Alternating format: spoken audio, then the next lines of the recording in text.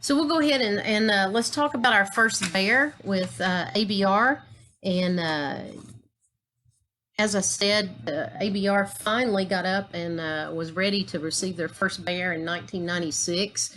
In the years between 1990 and 1996, that time was spent raising money, trying to get a facility, acquire land, get fencing up, everything we'd need to be ready to take in a bear. And then in April 1996, an orphan bear cub that weighed 8.5 pounds was found in Sullivan County in Tennessee. And the bear was held in isolation for a while at the Great Smoky Mountains National Park Wildlife Headquarters until it was transferred to the Appalachian Bear Center, as it was known at that time, in July 1996. So it was July 1996 when we were actually able to house our first bear. Once the bear arrived at 6 months of age, at that time, it weighed 44 pounds and was determined to be in good health. And we didn't have a curator at that time, so it was board members and volunteers, and also folks associated with the Great Smoky Mountains National Park and TWRA that helped care for the bear, who was nicknamed Zero. And using minimal human contact, which, as I said, that's been our methods all this year, is minimal human contact with these bears. He drank milk from a bowl. He wasn't bottle fed, as he didn't need to be at that time, given berries, leaves, all kinds of other natural foods. And we don't have a whole lot of notes available back in the early days, but what we do have just told us that the cub grew healthy and strong, and that he loved to climb trees, was frequently seen in the trees in our enclosure. And then in September of 1996, he was released into the Cherokee National Forest by TWRA officer David Whitehead. And you'll see David in some of these pictures. And David is one of our curators now, who came to us after he retired from TWRA. So you know him as Curator David. So he was there for our very first bear, and at release, Zero bear weighed 52 pounds. They did track him for a few months using the collars, but his radio collar slipped off, and so we always say no news is good news, so we assume he resumed his life as a free roaming bear. We did have some notes in there that said that those present for his release, he was so fast when he bolted out of the crate that you really had to have quick hands and fingers to get a picture of him because he was ready to go back home. And, you know, as I said earlier, prior to the Appalachian Bear Center being formed, there really weren't any options. So he was given the name Zero because zero means starting from a point at which nothing has been done before. So there's been nothing before. So that's why he was given the name Zero. And then Appalachian Bear Center gave those officers an option to deal with orphan cubs and injured cubs and yearlings. Because prior to that, the only options were to leave them for nature to run its course or euthanization. So Zero was our very first bear, and he started the whole process and was the first bear that we were able to take care of and release free of human imprinting, free of human habituation, and return him to the wild. And as I said, for those of you that are new, that's our mission. We don't keep these bears as ambassadors or zoo pets in captivity. That's not our mission. Our mission is to get these bears back into the wild where they belong. So hope you've enjoyed Zero's story. He was the only bear in 1996. And as I said, we didn't have a curator then. Daryl didn't come to us until the next year. So we'll hopefully touch on that tomorrow in our Facebook Live post. But thankfully, we do have these pictures of Zero returning to the wild and with Curator David from back in 1996 for you to enjoy.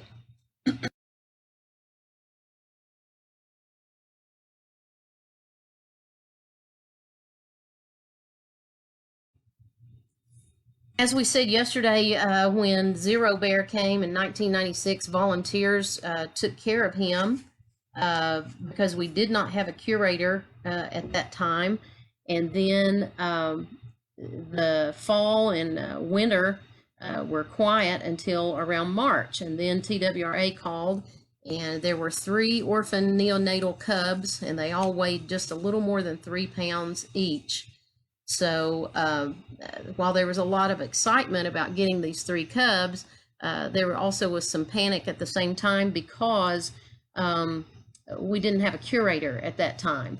So some volunteers, Kathy Wales, who still volunteers with ABR, and Tom and Donna Faulkner, curator Tom, who are still, they're all still associated with ABR today. They were the volunteers that fed and cared for these 3 little neonates until they were placed in a den with a surrogate mother. So they were only with us for 5 days and known as ABC 2, numbers 2, 3, and 4. Didn't even have a name, but gave us an opportunity to care for cubs and learn some lessons. And so we're grateful that Tom and Donna and Kathy are still with ABR today.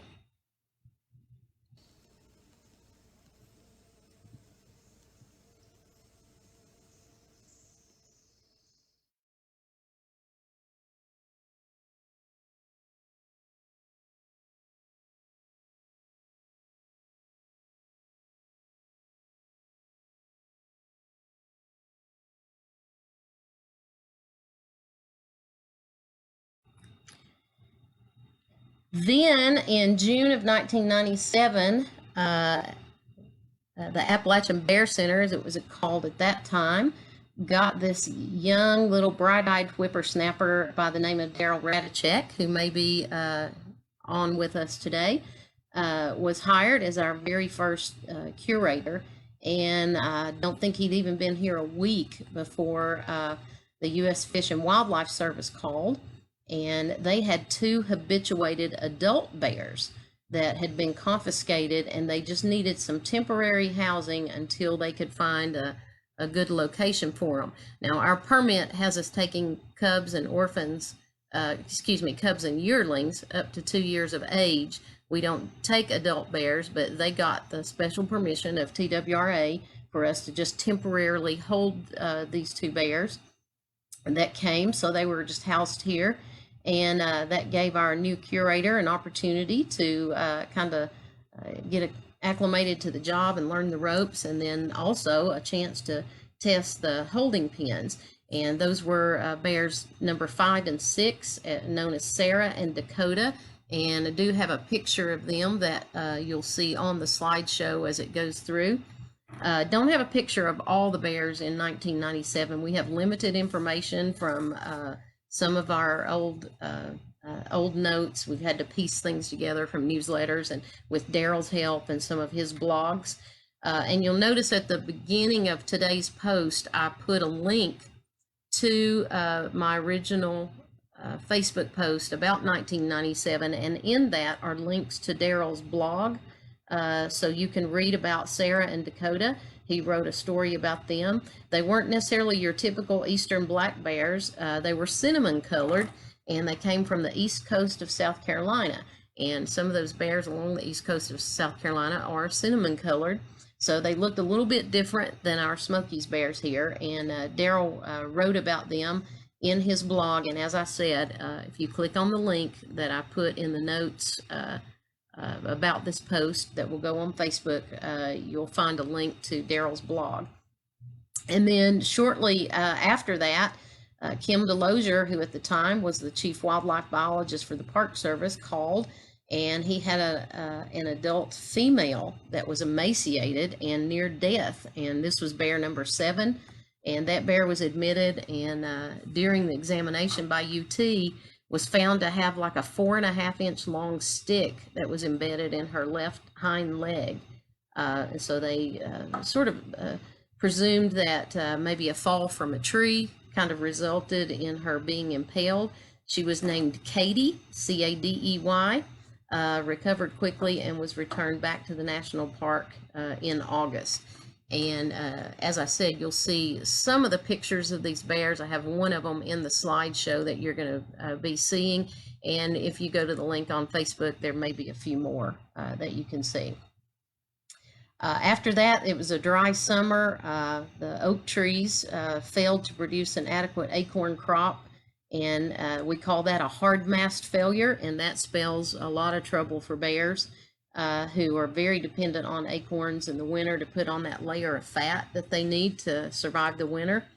And so that lack of hard mast in 1997 brought 14 more bears to the Appalachian Bear Center, as it was known at that time, just one right after the other.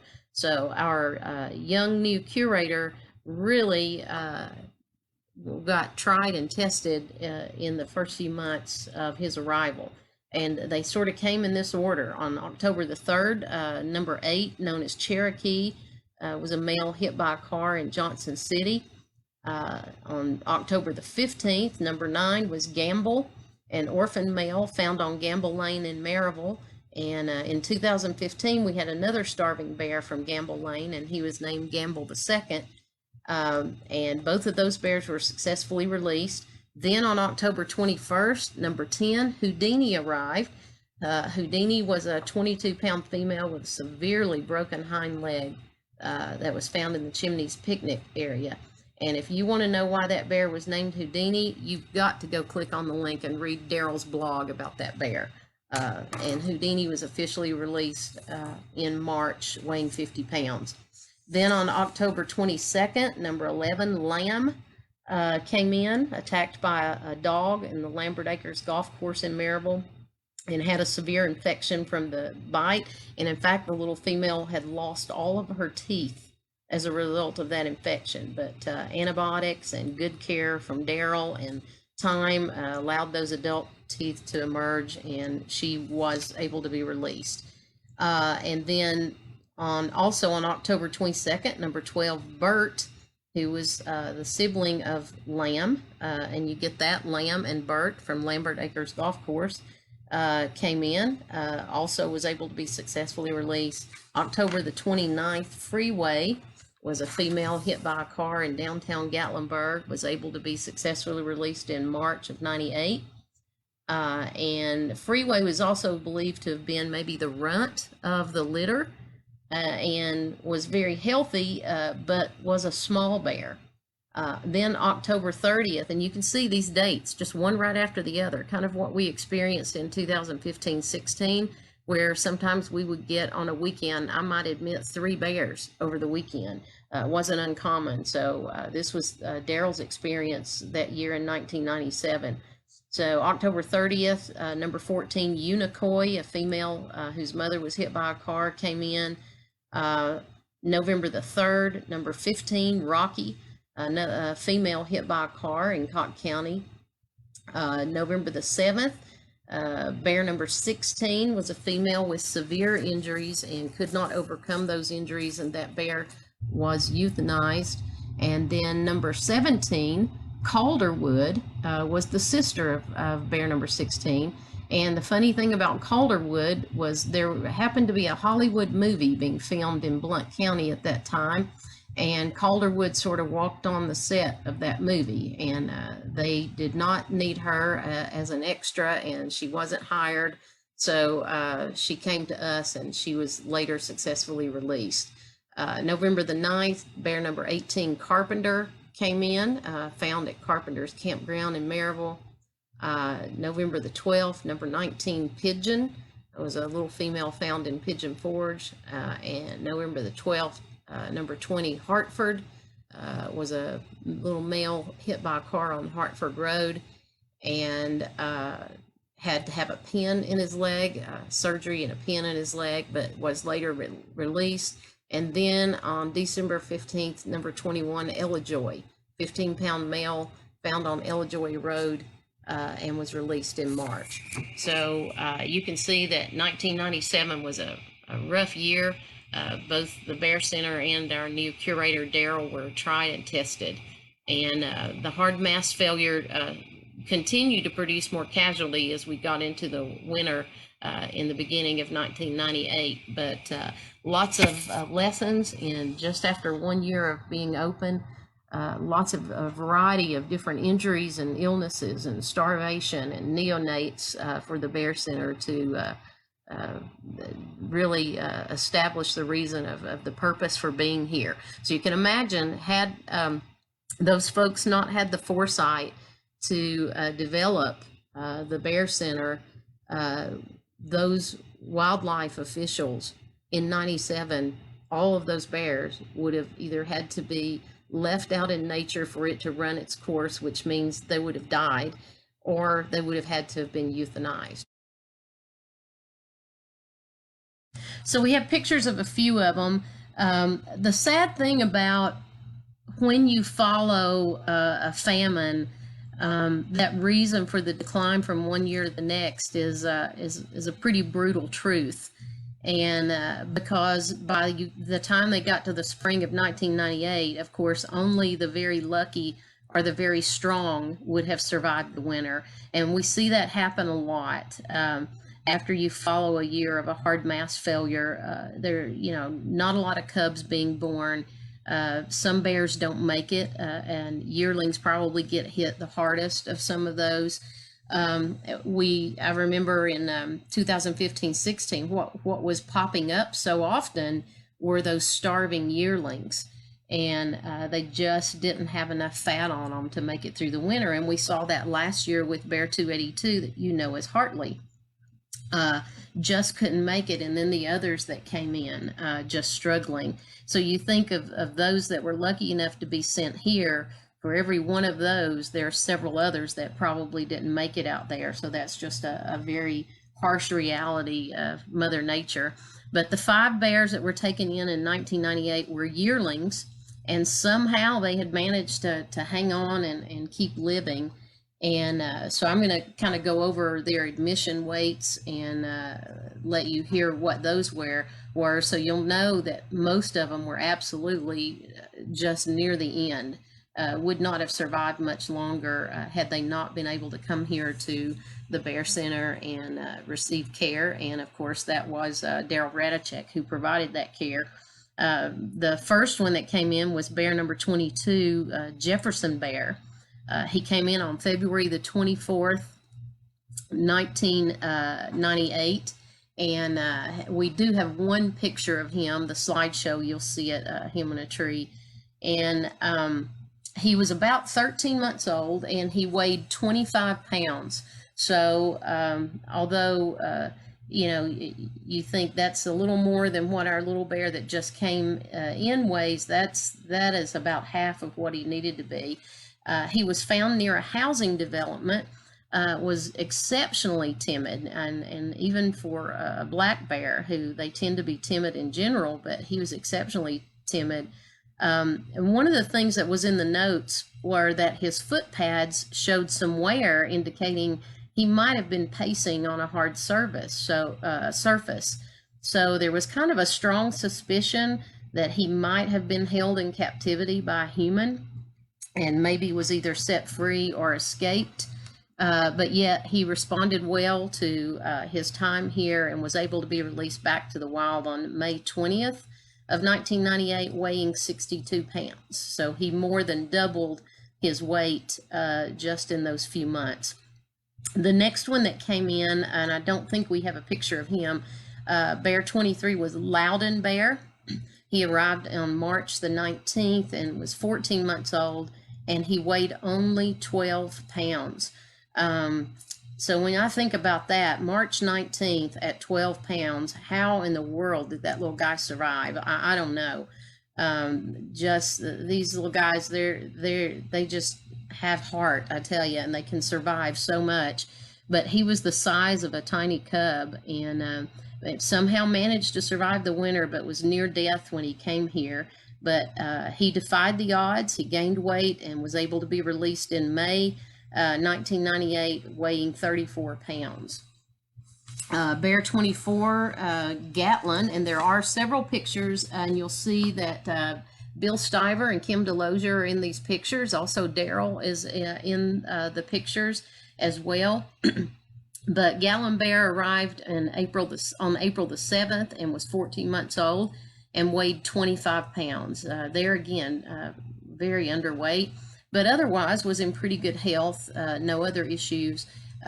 He was only scheduled to stay here just long enough to gain a little weight to see him through to the summer. And he was released on May the 20th, and he weighed 52 pounds. So he doubled his weight just in those couple of months. And then bear number 25 also arrived on April the 7th. He was 14 months old and weighed 25 pounds. They named him Panther Bear. He had been in a fight, possibly with a dog or another bear, was very scratched up around his eyes, but luckily no damage to his vision. He recovered from those injuries and was released in May weighing 61 pounds. So he put on quite a bit of weight, and we don't have a picture of Panther Bear. And then the last bear of 1998 was Bear 26, Metcalf Bear. We do have some pictures of him in our slideshow. He arrived on June the 5th, was about 16 months old, and weighed 15 pounds. So you think about those bears. We said one came in March weighing 12 pounds. This little guy in June at 15 pounds. He had abrasion wounds to his left lower jaw, was prescribed some antibiotics, and that, possibly the wound to that jaw and infection may have prevented him from eating. He recuperated and was released in July weighing 53 pounds. So those were the 5 bears that came in 1998. We're grateful to Daryl for providing that care during that time, and also to the Park Service and TWRA for getting those bears to us. And I hope you enjoyed these pictures. Looking back, it's nice to look back through and see some of these little bears. And although we don't have pictures of all of them, we definitely want to remember them and learn from their story.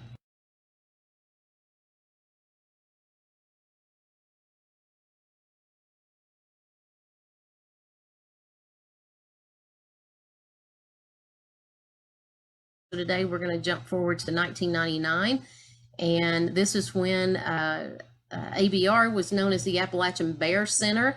In 1996, we took in 1 bear. That was 0 bear. In 1997, there were 21 bears. Someone asked yesterday about out-of-state bears. There were 2, and I didn't have the information right in front of me to answer them, and those were those 2 bears from South Carolina.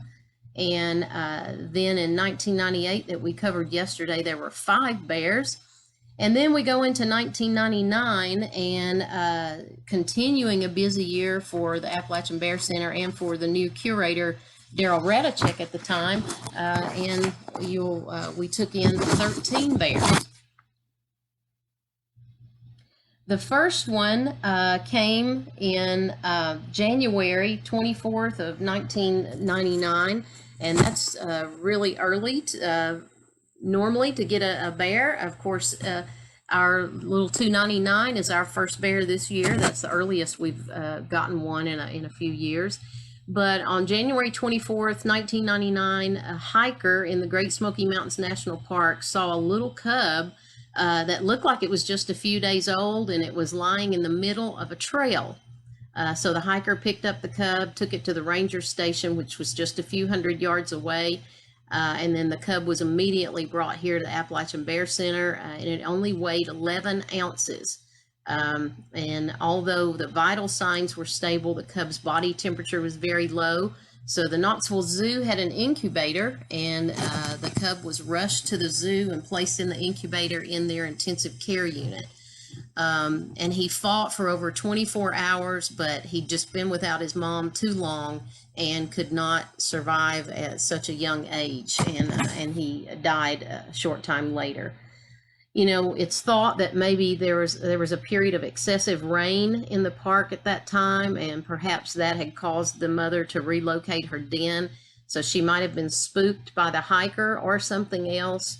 And although the hiker's intentions were good, had the cub been left alone and he left the area, it's likely the mom would have returned for it. So this is a very important lesson, and we say this over and over and over.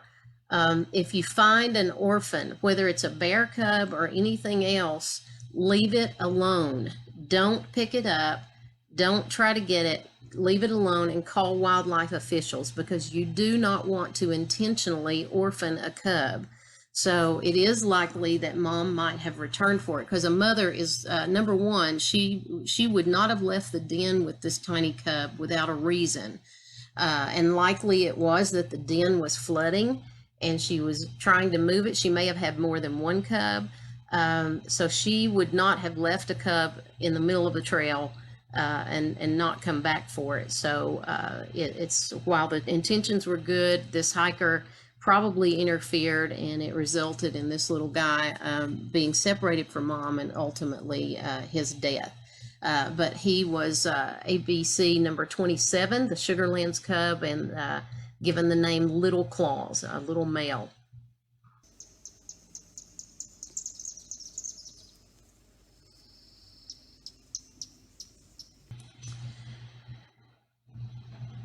And about the same time that our little Sugarlands cub was struggling to survive, there was a logging company in New Bern, North Carolina, cutting down a large tree.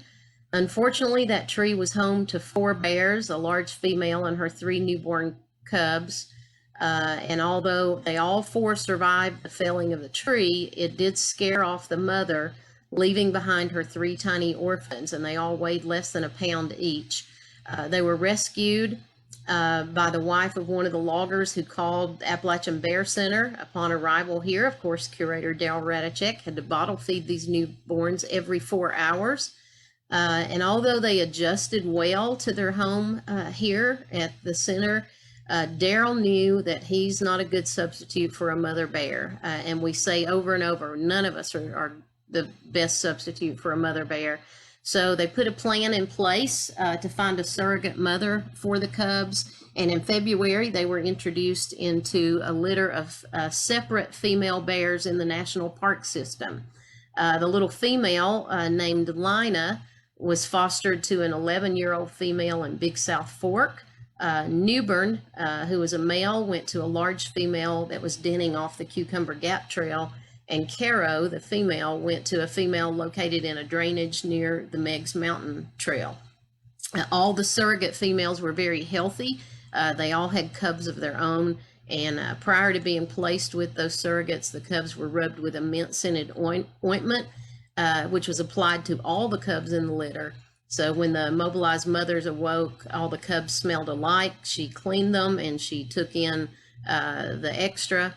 And so while our facility and our curators, we can care for the little tiny neonates, they're so much better off with a real mama bear taking care of them. So a surrogate is always the best option.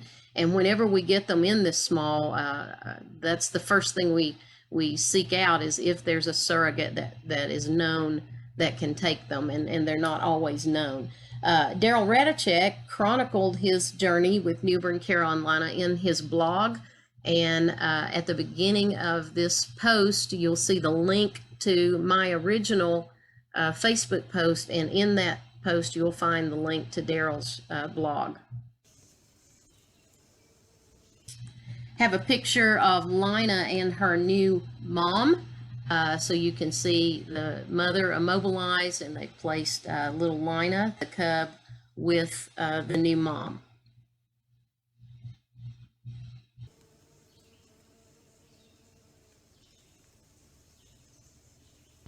And again, someone asked yesterday about out-of-state bears, and at this point, up to 1999, we'd only taken in 2 out-of-state. However, in 1999, 8 of the 13 bears coming to us would be out-of-state bears. So we've met 3 of them, the North Carolina cubs, and then bears 31, 32, and 33, the Virginia cubs, came in, and they were named Tyson, Tuft, and Virginia. So it was really a great testament to the Appalachian Bear Center to have only been in existence a few years when other states started reaching out and asking for assistance. And it was in May of 1999 that Virginia called about 3 orphan bear cubs. They were too old at that point to foster to a surrogate because mothers had already left the dens with their young. but yet they were too young to be left alone. So two of the cubs came in March, and the third followed in April. While they were being cared for in Virginia, unfortunately, the cubs became habituated to people. So the center was asked to take the cubs to rehabilitate them in hopes of reversing that habituation. Every effort was made to make those bears wild and more afraid of people, but ultimately they were deemed not releasable. Those lessons they learned being cared for and habituated by humans could not be undone. They were orphaned before their mothers had an opportunity to teach them to fear humans. And that's something the mothers start teaching them after they emerge from the den. And that's just something that we as humans can't teach. And so as much as everyone would have loved to have seen them released, it wouldn't have been fair because they didn't have the necessary skills to survive in the wild. And the picture you're looking at now is Tyson, one of the cubs. It's real important that bears have a strong fear of people, and that's what will keep them as wild bears alive and away from people. But so once the bears reached a sufficient weight, they were returned to Virginia, and then Virginia sought permanent homes at sanctuaries for the cubs. So a lot of times people ask us why we wean bottle-fed cubs at 8 to 10 weeks of age. Tyson, the male that you just saw a picture of in the tree, and then Tuft was a male. I'll show you his picture, and then the little female Virginia are all perfect examples of how easily little bitty cubs can be habituated to their caretakers. So that's why we wean them 8 to 10 weeks of age whenever they're capable of lapping from a bowl, so that we can minimize their exposure to humans at such a crucial time in their development when they get into that socialization phase. So the reason is to prevent them from imprinting on us as humans. In July of 1999, we got a call about a 26-pound male cub from Deacon Creek in Washington County, thus the name Deacon. The cub was discovered to be extremely habituated. Here again, being around humans, he expressed no fear of humans and was observed seeking human contact as a means of comfort. So it's really apparent that someone had raised this cub by hand from the start. And by doing so, they deprived him of having the life as a wild bear. And so then to make matters worse, he had a cough, and a really bad cough. And after examination at the University of Tennessee, it was discovered that somebody improperly feeding him had caused him to aspirate, and he had a severe case of pneumonia in his lungs. But with strong doses of antibiotics and time, he started to improve, and he did fully recover. However, again, due to the lack of fear of people, he was destined to a life in captivity. So, although TWRA was able to find a good home for him in a well-established sanctuary in Georgia, in a lot of situations, habituated bears have to be euthanized because there just aren't enough facilities that can take them. Captive bears can live up to like 30 years or more, and that's a huge commitment for zoos and sanctuaries to accommodate them. Bears are meant to be wild, they're meant to be free roaming. So sometimes we think that, just keeping them alive and putting them in a zoo, that's best, but it's not the best option. And because they want to be free roaming. So here again, Deacon was another example of the importance of letting trained wildlife officials intervene with orphan wildlife and never attempting to take in and care for an orphan cub on your own. Again, in July, bears 35 and 36, the Arkansas cubs, Blaze and Timber, came to us. And I think the picture I just turned to is Tyson, Tuft, Virginia, and Deacon. I want to show you that before I move on to the Arkansas bears. But Arkansas contacted us about 2 orphan cubs, a male and a female, that they had confiscated. And a poacher in Arkansas had shot a female bear and attempted to capture her cubs. And when the young bears climbed a tree to get away from the poacher, he cut the tree down, which resulted in a massive hind leg injury to the female cub. She was called Blaze due to a small white chest blaze that she had, and she had 2 severely broken hind legs. And there were callus formations that prevented surgeons at UT from installing bone plates. So the thought was she would just face extended confinement until she could recover. And then she had a brother, Timber, was placed in an enclosure very close to his sister, and they comforted one another, and both began to grow very quickly. And to everybody's surprise, Blaze began to use those damaged hind legs. X-rays revealed that her back legs were healing perfectly. And then in late September, both bears weighed in excess of 50 pounds, and both were released back to Arkansas. So definite success story there about the little female. Then in August 1999, we received bear 37, Spur, a young male bear that was hit by a car on the Spur, which is a section of road between Gatlinburg and Pigeon Forge that locally is called the Spur.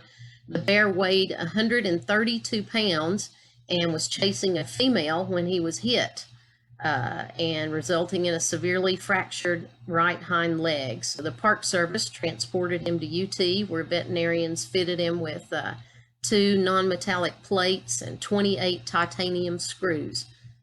So he stayed here at the Bear Center just for a brief period of time, was re-examined and deemed ready for release. Spur was successfully released, and here in the picture, that's Mr. Bill Stiver releasing Spur.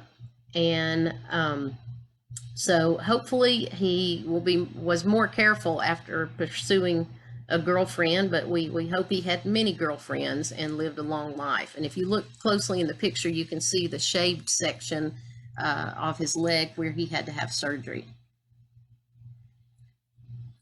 Then in the fall of 1999, TWRA received a call about a little bear washed down a drainage ditch. The cub had been orphaned for quite some time, and this was bear 38. It was very emaciated, and he did not survive.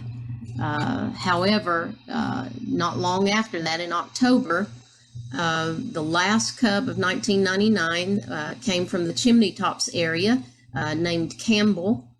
And his mother was believed to have been killed on Highway 441 inside the park because she was lactating, but there were no cubs observed in the vicinity at the time of the accident. And then a few days later at Campbell Overlook, thus the name Campbell, which was not far from the scene of the accident, this little cub showed up and was believed to be the cub of that recently killed female. He was 31 pounds. He was in excellent condition, so the only mission for Daryl was to fatten him up and get him ready for release in the winter. And in mid-December, Kim Delosier, who was the chief wildlife biologist at the park at the time, and Daryl, who's pictured here with Campbell, decided to conduct what they called a soft release, which meant they were going to place a sedated Campbell in an unoccupied den in the park. And a soft release, as opposed to a hard release, is where a bear is, a hard release is where they're released to run free from the transport cage, which is what you've seen with many of our bears. So this would allow them to kind of test which release provided a smoother transition for winter released bears. And they kept tabs on him with a radio collar to track his whereabouts. So at 57 pounds, he was transported to the Husky Gap trailhead, placed on a litter, and carried to the winter den chosen for him. And while he was still sedated, they placed him inside the den, and he was finally home. However, our records note that before Daryl and the park officers arrived home for supper, he awoke, and he decided that he didn't like the den they chose for him. And after 2 days of searching, he chose a den closer to the chimneys, which were his original stomping ground. So I don't know what that says about Daryl and Kim's choice of accommodations for bears, but evidently this one didn't like it. But as you see, 1999 was another year of gaining knowledge. So the Bear Center was still just 3 years of age and just getting all types of situations with bears. So very thankful to TWRA, the Park Service, those out-of-state agencies, and of course Daryl for the care they gave to the bears in 1999. So hope you enjoyed this walk back through ABR's history. We're going to go ahead and start off the beginning today and go ahead right into our history. We've already walked through years 96, where we had our first bear, the only bear we had that year, Zero Bear. In 1997, hard mass failure resulted in 21 bears. Then in 1998, we took in 5 bears. In 1999, 13, with 8 of those being out of state. So now we're going to work our way to the year 2000 that saw 4 bears. And so as we got into the new millennium, we continued to just see challenges for the new Appalachian Bear Center, which is now entering its 4th year at that time. And so although 2000 wasn't quite as busy as the years before, there were still some tough situations that just continued to affirm the reason that the center existed. The first bear that came in, we don't have a picture of, and that was bear number 40. So it's hard to believe that the center is entering its 4th year and we're already up to bear number 40. So kind of really hard to believe that. And again, it just goes to affirm how badly the Appalachian Bear Center, Appalachian Bear Rescue now was needed. But on Friday, May the 12th in the year 2000, there was a little lone cub in the Laurel Creek area that was observed in a ditch. And initially, the wildlife biologists thought that maybe the bear was an emaciated and malnourished yearling rather than a cub. So it was examined at the UT Vet School. And of course, they were concerned that it might have been struck by a vehicle and had some internal injuries. The bear weighed less than 15 pounds. Now, remember, this is May of that year. So even for a cub of the year, 15 pounds would be a very low weight. So it was kept overnight for observation, but it ended up dying over the course of the evening. Was just too severely emaciated. So the bear died as a result of severe malnutrition.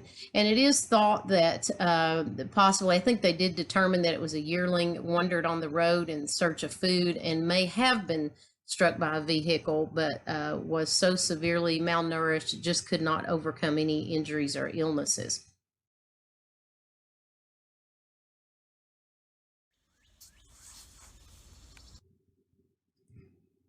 Then in early June, Bill Stiver brought an injured female yearling from the Cades Cove area. And this was bear number 41, named Hyatt. And it weighed 33 pounds and had a severely broken left hind leg. Hyatt had to undergo surgery at UT to repair the broken leg, and they inserted a metal plate on the femur of the fractured leg. After a few weeks of recovery, the bear had gained 20 pounds and was ready for release. So Bill Stiver came back to the Bear Center to retrieve the bear, and he was met with a very aggressive, nervous, anxious, blustery Hyatt, indicating he was very uncomfortable around humans. That didn't hurt Bill's feelings at all. In fact, made him very happy because that's exactly what we want to see from our bears. So that told him that Hyatt was okay to release. And then the interesting thing was that a few months after Hyatt was released, the curator at the time, Daryl Radachek, was driving through the park when a bear was spotted high in a cherry tree. And this was near the release site. And there was a spectator standing by that had binoculars, And Daryl overheard the spectator remark that, well, there must be something wrong with that bear because it looks like it doesn't have any hair on its back left leg. So you can imagine smiling Daryl Ratachek hearing that, and also getting to see Hyatt out there in the wild and seeing that she had fully recovered and was living the life of a wild bear.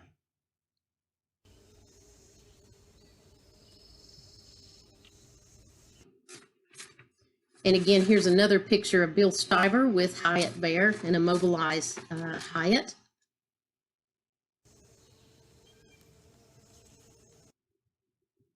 And the picture that Daryl got to see of the bear up in the high in the cherry tree. So you can see Hyatt had recovered.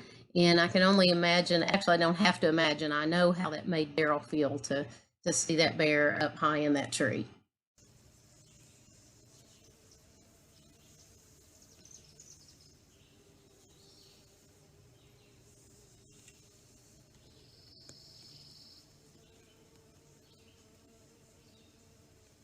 Quality. Okay, I zoomed in on this one. All we have of the next two bears is just a very old newspaper clipping. You can barely even make out a bear in one side of it, but I'll go ahead and tell you the story. This was also in June of 2000. Two orphan male cubs were recovered from Minot Park in Gatlinburg. And if you remember, last year we had three siblings that you knew as Cherry, Rough, and Tumble. They came from the Minot Park area. So these were bear numbers 42, Holston, and bear number 43, Wesley. Were likely orphaned due to human intervention. And so the Bear Center used this opportunity to promote a lot of media coverage at the time to just inform the public about the correct protocols to follow when an orphan cub is found and how we should behave around bears. So after being examined by Dr. Ramsey at UT, and Dr. Ramsey was another one of those individuals that's been around since the beginnings of Appalachian Bear Rescue, the cubs came back to the center and with an anticipated release later in the fall. Now on Sunday, July 23rd, a large pine tree, as Daryl was feeding, there was a large pine tree that was discovered to have fallen across the enclosure, knocking out the electricity to the electric fence. Well, the tree was immediately removed because with the tree there, it could create a possible escape route for the bears. However, an inspection of the enclosure revealed that Holton and Wesley had already found that escape route and had left the premises.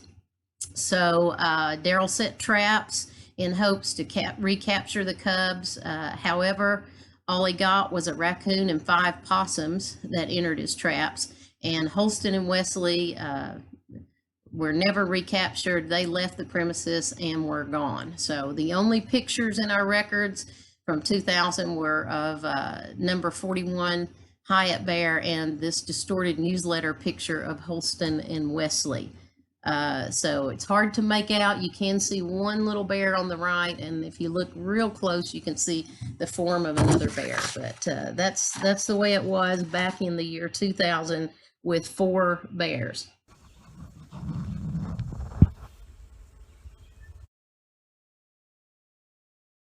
I'll go ahead and start off today reviewing the history of 2001 and 2002. Those years, and I don't have a picture for the very first bear that came in, so I'm going to leave the screen just as it is for the moment. By 2001, the Appalachian Bear Center had hired a new curator, Evan James.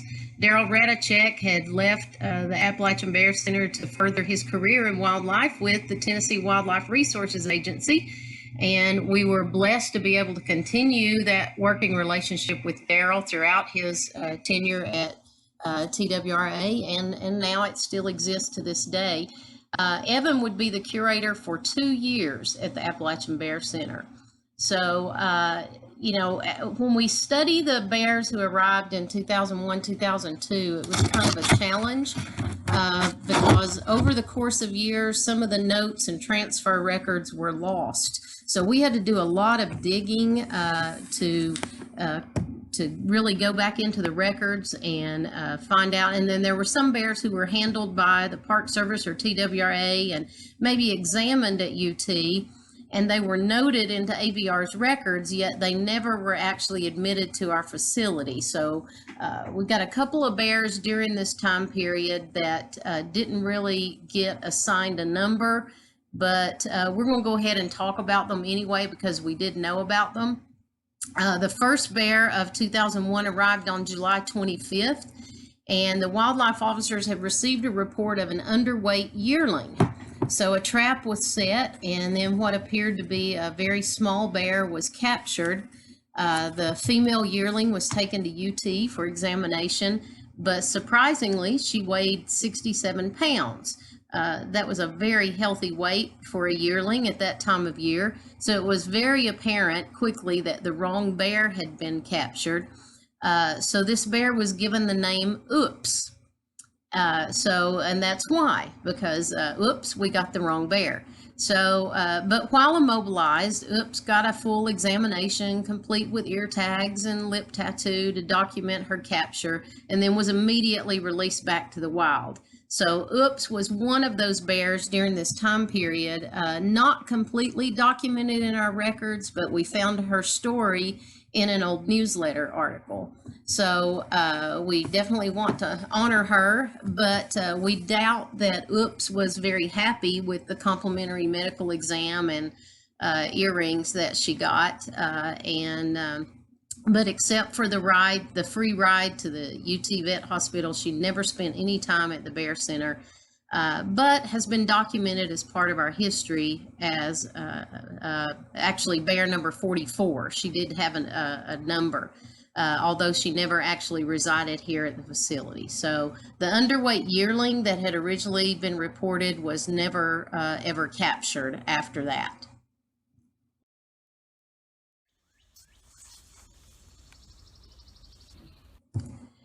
Then on October the 5th, 2001, so you notice that we've had these busy years in the past that we've talked about, and then in 2001, we don't get a bear till July, and it was not intended to be here. And then in October, we received a call from a local park ranger who was assisting TWRA in capturing 2 bear cubs that were on the edge of Gatlinburg. They'd been observed without their mother for several days, and it was kind of assumed that the mother must have been killed. And there was also a concern that these cubs might become food conditioned because, of course, they're hanging out around Gatlinburg, which wasn't a good thing. So the first cub that you see a picture of is bear number 45, Hickory Bear. And Hickory was captured and brought to the center and weighed a healthy 40 pounds. So it was possible and the custom at that time to release cubs once they reached 50 pounds. So Hickory wasn't really expected to have an extended stay. He was placed in one of the pens here until his sibling could be captured. Well, it took about 6 days, and 6 days later, his brother was caught. Hickory's brother weighed just under 50 pounds, so the boys were released together in the Tellico Wildlife Management Area, far away from humans and away from Gatlinburg. Hickory's brother was actually never admitted, and so he didn't get an official number, but his information was documented as a part of his brother's record, and we don't have a picture of him, but they were released together.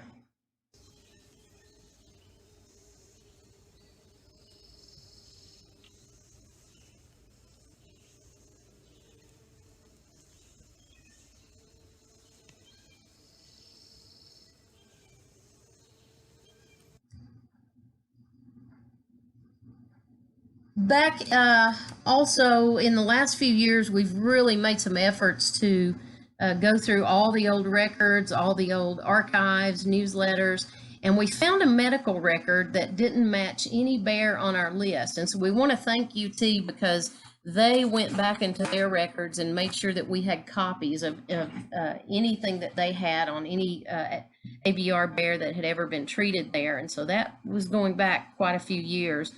But we found also some old newsletter articles about a bear that arrived after Hickory. And the articles told about a bear that came to us after being found in the yard of a Gatlinburg resident, and it had a severe rear leg injury. And the bear was a female and weighed about 40 pounds and was taken to UT for examination and treatment. But on November 30th of 2001, the little female had to be euthanized just because the damage was so extensive and it wasn't healing, and there were just other issues. So the bear could not have any quality of life. So that bear had never been given a number and entered into the official records. So we kind of designated this bear number 45B, and it was given the name of Krispy Kreme at the time. But then we get into 2002. So in 2001, we had those bears, but actually only Hickory came to our facility. But then in 2002, in March, Curator Evan James received a call from a TWRA officer from Cocke County, and he was in need of help with 2 tiny bear cubs that were recently orphaned due to a forest fire. And that fire began when a landowner near Grassy Fork, Tennessee, was burning some brush on his property. It got out of control and spread into the neighboring mountain. So the Forest Service was able to get the fire under control, but the commotion caused by chainsaws and bulldozers and all that proved a bit much for a little mama bear, who ran off and left her cubs behind. So the 2 cubs were designated number 46 and number 47 and given the names Ash and Ember, and you see their picture here.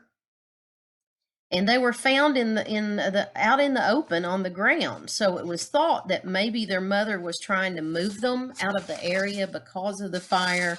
And then, of course, she may have gotten frightened away and didn't come back. So the forest workers, knowing that, Mama might come back for them, they left them alone for most of the day and just kind of kept an eye on them, hoping Mom would return. But when she didn't, the cubs were brought here to the Bear Center. And of course, because they were so tiny, the first priority was to see if there was a way to foster them with a surrogate mother, because we've said before, we're a very poor substitute for a mama bear. Much as we try, you just can't beat a real mother bear raising a cub. So officers went to work quickly to see if there were, because it's late March and mothers are getting ready to emerge from the dens any day, and that would make placement with a wild female just about impossible. So they were fed, bottle fed here at the center until a new mother could be found. And it was about that time that there was some research being conducted by Dr. Frank Van Manen and his graduate students from UT. And they knew of 4 females with cubs the same age as Ash and Ember in the national park. So on April the 3rd, little Ash was taken to the Schoolhouse Gap area of the park, and she was prepared by rubbing Vicks Vapor Rub on her to mask any human odors. So as they approached the den, the mother bear in the den got up and moved down the hill just a short distance, allowing the other of her own cubs to be rubbed with the Vicks Vapor Rub. I'm going to go ahead and switch pictures so you can see some of this.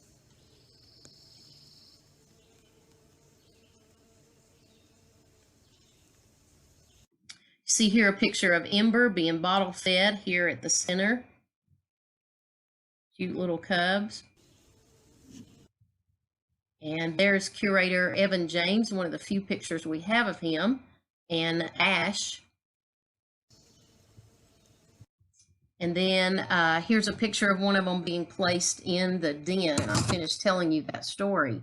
So Ash was placed in the den with the other cubs, and Curator Evan James and the UT grad students, they waited for the mom to return. A few minutes later, she returned to the den, began to tend to the cubs, and licked them all off, and accepted the little tiny Ash And, the female bears are very good mothers, and she didn't seem to mind a new cub being added to her litter.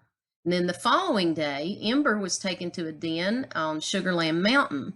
However, unlike Ash's mom, Ember's new mom had denned in a tree. And we talked to you a lot about how a lot of our Smokies bears like to den in a hollowed out tree. And this is kind of what one of those looks like. And sometimes from the ground, it's even difficult to spot those holes in the tree where the bears can go in. And you look at them and you think, how in the world could a mother bear get her cubs in there? But she can.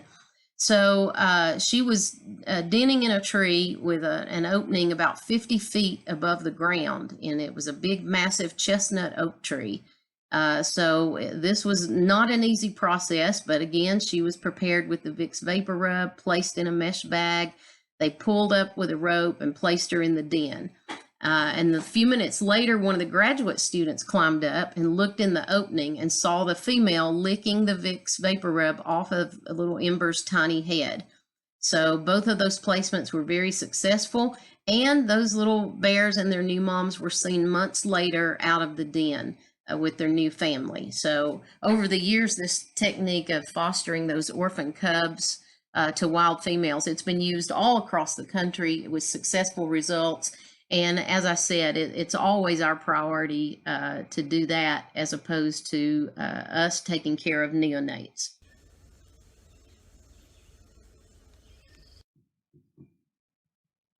And here you see a picture of one of the little cubs. You also see Ember being lifted. Let me zoom in on that so you can get a better look at that.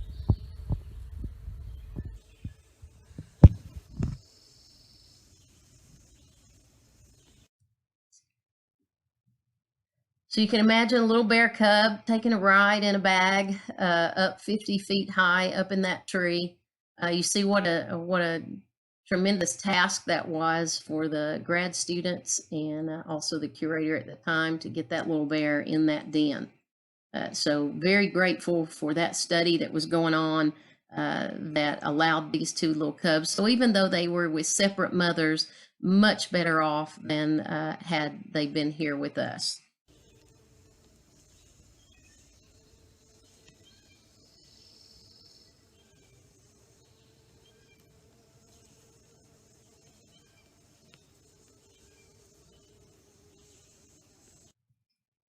Okay, going to zoom in on this one so you can see it just a little bit better.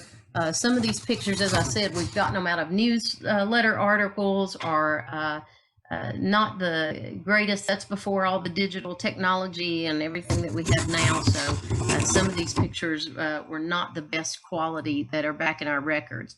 In the spring of 2002, another little female cub was delivered to the Bear Center by TWRA.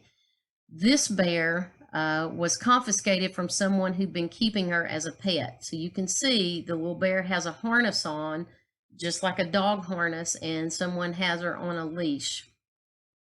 And this was bear number 48, nicknamed Ursula, and she was habituated to humans and had no idea how to be a bear. So our permit only allows us to rehabilitate bears for release to the wild. So in that kind of situation, there's only two choices: euthanization or placement in a zoo or sanctuary. So fortunately for Ursula, the Knoxville Zoo was willing to take her, but there wasn't it wasn't necessarily a good thing at first for her in transition. And I've said this before, sometimes we think that in these situations, oh, it's better to save their life, it's better to put them in captivity. Well, you're going to see a story that explains why that's not always the best thing. And I touched on that a little bit yesterday. So Ursula goes to the zoo, and there again, she was so habituated to humans, she didn't know how to be a bear. So all of a sudden, she's in a zoo environment with other bears, and she's having behavioral problems. And the report said that she would pace over and over and cry until she had human contact. So that pacing and crying escalated to her banging her head on the cage. pacing until her pads bled. And the separation anxiety was so severe that she had to be placed on anxiety drugs and provided a Labrador Retriever therapy dog for companionship. Neither of these attempts worked, and then becoming desperate, the zoo decided to try to introduce her to one of the resident bears. So she was brought down to the bear dens for some daily visits and allowed to see the other bears through a little, what they called a howdy door, a little mesh door.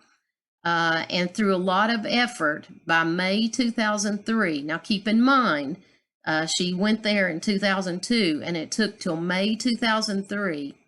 It was reported that Ursula and two of the male residents, Otis and Alvin, were able to be out together in the exhibit with very little supervision. So it had taken a whole year to successfully complete introductions to the other bears. And the process of helping her transition to the life of a bear after being so habituated to humans was stressful for the zookeepers. But you have to imagine the emotional and psychological stress experienced by this little bear. So, I touched on this a little bit yesterday, that captivity is not always the answer. And you'll see here, let me show you the next picture.